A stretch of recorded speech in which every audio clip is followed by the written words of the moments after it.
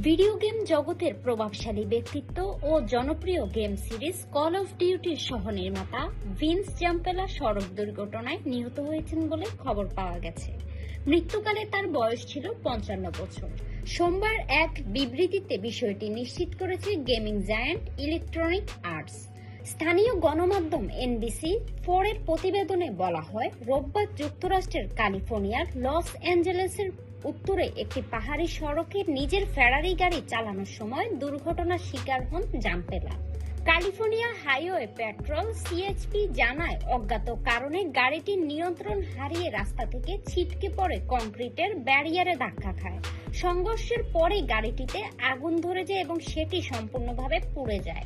দুর্ঘটনায় প্রত্যক্ষদর্শীরা পাহাড়ি সড়কে আগুনে ঘেরা চেরি লাল রঙের দুমড়ে মুচড়ে যাওয়া ফেরারির ভিডিও সামাজিক যোগাযোগ মাধ্যমে ছড়িয়ে দেন। দুর্ঘটনার প্রকৃত কারণ জানতে তদন্ত চলছে। গেমিং শিল্পে দীর্ঘদিনের অবদান রাখা ভিন্স জাম্পেলা আধুনিক শুটার গেম ধারার বিকাশে গুরুত্বপূর্ণ ভূমিকা রেখেছিলেন বলে মনে করা হয়।